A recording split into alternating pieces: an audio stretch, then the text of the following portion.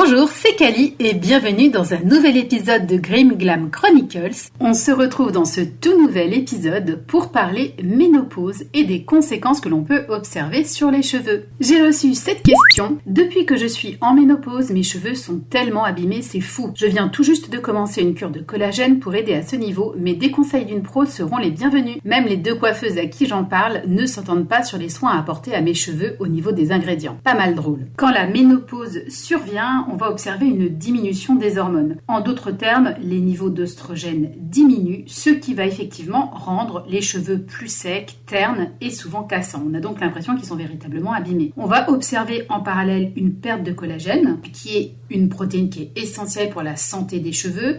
Elle commence à diminuer dès l'âge de 25 ans, petit à petit, et au fil du temps, avec l'âge et la ménopause, la production de collagène s'amenuise. Et là encore, ça va aussi contribuer à une détérioration de la structure et de la fibre capillaire. Il y a aussi un dernier facteur engendré par la ménopause. Ça risque aussi d'affecter l'absorption des nutriments, en règle générale, et plus particulièrement de ceux qui sont nécessaires à la bonne santé des cheveux. On va du coup moins assimiler certaines vitamines, minéraux et acides gras. On peut décidément dire que la ménopause a véritablement tout pour plaire. Je vais donc tout de suite aborder la partie qui concerne le collagène. Donc, qu'est-ce que c'est ? C'est une protéine fibreuse qui est présente naturellement dans notre corps. Elle a un rôle clé et essentiel dans la structure et l'élasticité de la peau, des cheveux, des ongles, mais aussi des tendons et des articulations. Comme je le disais tout à l'heure, hélas, à partir de 25 ans, on commence déjà à perdre du collagène. On est aux alentours de 1 ou 2% par an et plus on vieillit, plus ça augmente, ça peut même atteindre les 25%. Pour savoir si vous êtes victime de cette perte de collagène, vous allez pouvoir vous fier à plusieurs indices. Pour commencer, si vous observez un vrai relâchement cutané, beaucoup plus de rides et de ridules, c'est une manifestation du manque de collagène. Si votre peau change de texture, qu'elle devient rugueuse, mais aussi si vos ongles commencent à se dédoubler, à casser quoi que vous fassiez, ou si vos cheveux sont en moins bonne forme, que vous les perdez, qu'ils sont très fatigués et ternes, c'est aussi des signes. Et vous pouvez aussi observer des inconforts musculaires et même tendineux qui viendront corroborer ce manque de collagène dans votre corps. Le collagène va venir en soutien, mais en aucun cas ne va complètement révolutionner votre situation. C'est-à-dire qu'il va permettre de freiner le vieillissement, d'améliorer la santé de vos cheveux et de redonner un petit peu de confort articulaire et musculaire. Pour absorber du collagène, il n'y a pas beaucoup de possibilités. Soit vous consommez très régulièrement des bouillons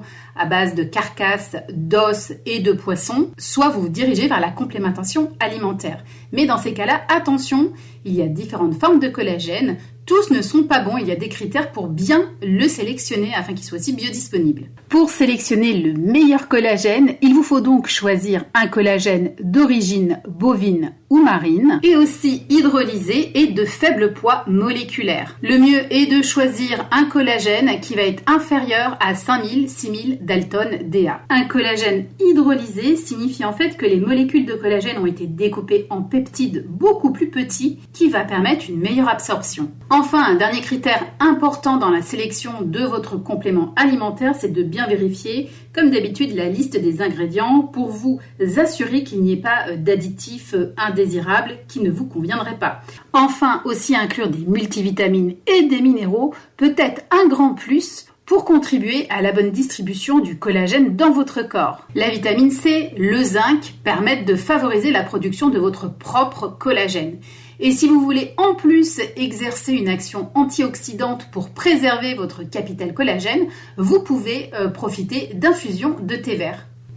Le collagène va donc ainsi agir en renforçant les fibres de collagène existantes dans le corps et en stimulant la production de nouvelles fibres. Cela va contribuer petit à petit à améliorer l'élasticité, la résistance et la santé générale de vos cheveux et aussi de votre peau. Le collagène va permettre également de maintenir une bonne hydratation au sein de la fibre capillaire en favorisant la rétention d'eau dans le cuir chevelu et le follicule pileux. Et comme pour tout traitement, il faut laisser le temps agir pour obtenir des résultats appréciés indissociable. Les autres supplémentations qui peuvent être intéressantes sont d'une façon large toutes les vitamines du groupe B, mais aussi la vitamine D, la vitamine E et les acides gras oméga 3. Je vous conseille également de consulter votre professionnel de santé, de pourquoi pas lui demander une petite analyse de sang complète pour vérifier où vous en êtes et pouvoir ajuster les complémentations si besoin est. Vous pouvez également vous rapprocher d'un naturopathe. Je ne vous donne ici que quelques pistes pour vous aiguiller. Et bien entendu, en parallèle de tout ça, il est important d'avoir une alimentation qui est équilibrée, de boire suffisamment, mais aussi d'observer une routine capillaire appropriée pour optimiser les bienfaits de votre alimentation et de votre complémentation alimentaire. Comme d'habitude, pour traiter un problème, il faut raisonner en termes de protocole de beauté complet. Ce n'est pas un seul produit, un seul soin avant ou après shampoing qui va résoudre la problématique. Concernant une routine capillaire qui serait adaptée, je ne vais pas pouvoir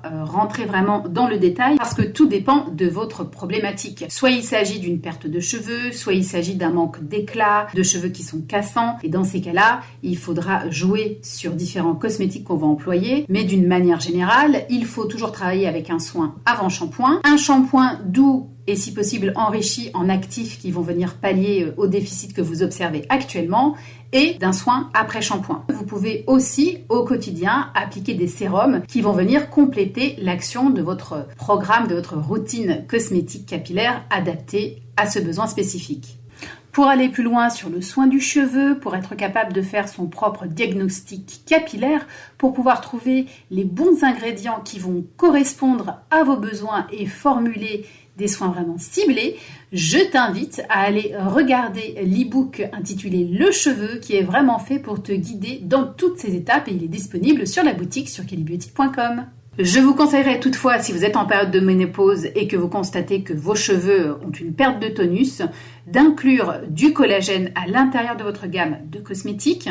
Il va venir complémenter l'action de celui que vous prenez en interne. Évidemment, de miser sur l'hydratation en utilisant des produits comme l'acide hyaluronique, le GDL, le delta-gluconolactone, l'érythritol, l'actif Airbond qui est exceptionnel, le propanédiol, la niacinamide, la bétaïne. Vous allez pouvoir retrouver tout un tas d'actifs qui peuvent agir en synergie à dispatcher dans vos différents produits pour tout miser sur l'hydratation, sur le soin du cheveu. Vous pouvez bien sûr inclure vos huiles favorites pour bien protéger et nourrir la fibre capillaire. Il s'agit comme d'habitude d'établir des cocktails qui vont venir se complémenter tout au long du fil de la routine pour redonner du dynamisme, de la brillance et de la force aux cheveux. Mais vous avez de quoi faire sur le site puisque j'ai énormément de recettes, de routines aussi complètes au niveau capillaire avec tout un tas de soins avant, après shampoing, sur des produits sans rinçage, des sérums à appliquer au quotidien. Je suis sûre que vous allez trouver ce qu'il vous faut. En tout cas, une chose est sûre, n'oubliez jamais qu'on raisonne toujours en protocole de beauté complet pour avoir de véritables résultats. Et comme ici, quand il y a un lien avec la santé ou un phénomène hormonal, on ne peut pas se contenter uniquement de cosmétiques. C'est uniquement avec une prise en charge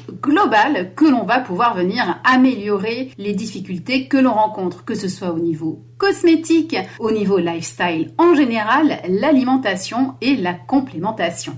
Avant de clôturer, je te rappelle que si tu es intéressé par la cosmétique faite maison, tu retrouves sur la boutique en ligne sur kellybeauty.com tout un tas d'e-books pour t'aider à approfondir certains sujets très techniques.